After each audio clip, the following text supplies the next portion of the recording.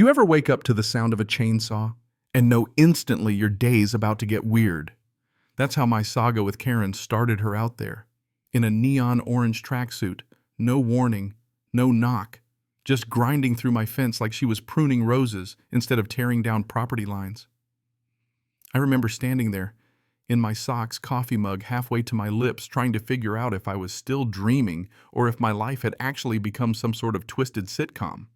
She glanced at me once barely and shouted over the racket, "Just need a little access," like that made it all fine, like the splinters at her feet weren't pieces of something I'd built with my own hands. I told myself not to lose it, but you know how it is. Someone slices through what's yours. It's not just the fence, it's your whole sense of home getting split down the middle. I tried to keep my voice steady, told her she was on my land, and she just shrugged, said she couldn't get her SUV out the other way, and this was the simple solution. As if the world was her personal shortcut and the rest of us were obstacles to step over. And boy, did she step right through the gap she'd made stomping across my grass like she owned the deed. She kept doing it too. Morning and night, waving at delivery drivers parading guests through, like my place was just another feature on her guided tour. The neighbors started noticing, giving me those looks, half pity, half can't wait to see how you handle this. I'd love to say I took the high road, but mostly I just tried to figure out how the hell someone could be so bold. Legal action. Maybe. But why bother if she'd just do it again? Rebuild the fence. Same deal. That's when I started digging county plat maps, old property lines, that sort of thing. I was just hoping for some ammo, honestly, but what I found was a gold mine. Turns out running right through her precious shortcut was a skinny, forgotten strip of land, technically owned by a defunct trust, and now up for auction because of back taxes. I nearly laughed.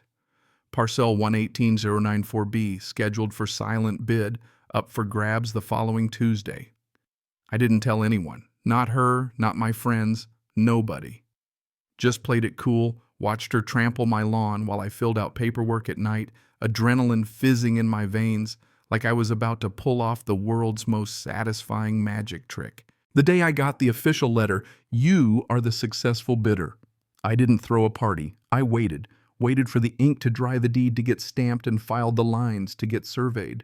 Then, and only then, did I bring in the surveyor watched as he planted neon pink flags right through the heart of her backyard, slicing it up like a birthday cake gone wrong. She finally noticed, stormed over in flip-flops and a sun hat, and demanded to know what was going on. "Survey markers," I said. "New property lines." I could see the confusion brewing, like I'd started speaking Greek. "Who's building something?" she snapped. I just smiled, told her we'd find out soon enough. She kept using the path, though, like flags were just decorations. That's when I started documenting. Every time she trespassed, I snapped a picture, built a little folder of evidence just in case. My lawyer said I was being thorough. I called it being patient.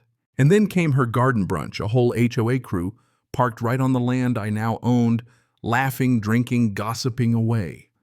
I waited until the party was at its loudest, then marched out and hammered a metal sign smack in the middle, "Private property. Trespassers will be prosecuted." You should have seen her face, red as a stop sign. "This is harassment," she barked. I just handed her a copy of the deed. "No, this is ownership." The mood of her party tanked. Guests drifted away early. She tried to regain control, cranking up the music the next day, but the balance had shifted. For the first time in weeks, I felt like the land was mine again. But I wasn't done, not by a long shot. See, that little strip I'd bought wasn't the only quirk of county land management. I found another sliver, even skinnier, running along her patio, also up for auction. Starting bid $500. I bid on it too. By now, Karen was strutting around like she'd won, telling me there was no reason for the fence, no hint of apology in her voice. I nodded along, barely holding back a laugh.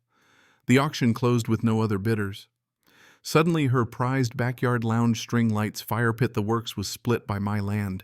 The day my surveyor showed up again, neon flags marking her patio like some suburban minefield, Karen stormed over demanding answers. "Check the records," I told her. "Or better yet, try pulling those flags out." "I'd love to film that." Her confidence faltered. Next thing I knew, she was throwing her own petty party guests, trampling the disputed strip. I waited, bided my time, then early one morning drove a new sign into the grass. Bold red letters, private property.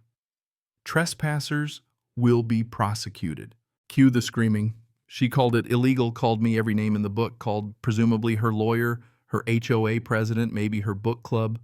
Didn't matter. The county inspector showed up, work on her patio fix, got shut down for code violations, and her backyard looked like a construction site after a tornado.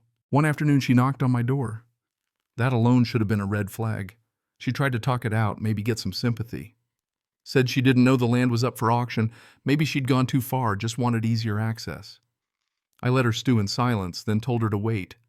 Wait for what she asked, but I just smiled and went back inside. Truth was, I'd already put in paperwork on a third slice of land one that if I got it would box her in completely. I watched the survey crew arrive pounding new stakes, marking off boundaries.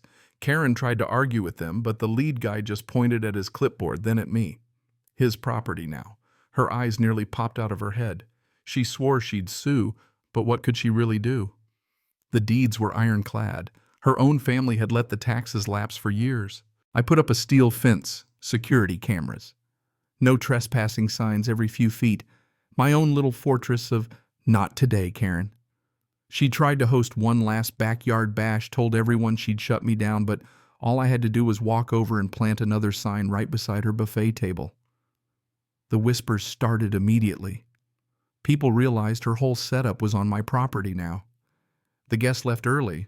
She came at me screaming about ruining her life, but I just reminded her she was the one who'd cut down my fence. After that, the for sale sign appeared on her front lawn. The HOA fined her for boundary violations.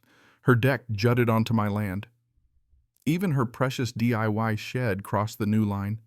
She offered to buy the land back, but I wasn't selling.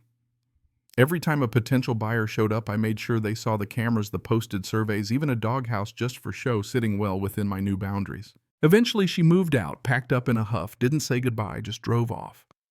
I watched the sunset from my porch that night, feeling the neighborhood settle back into something like peace.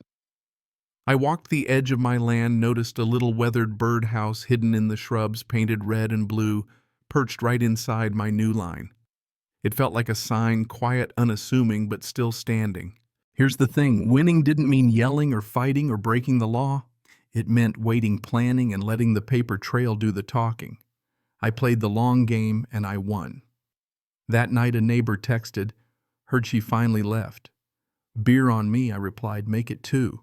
You know, there's satisfaction in loud revenge, but nothing quite like the cold, quiet kind. A line on a map, a sign in the grass, and the look on someone's face when they realize they lost their shortcut for good.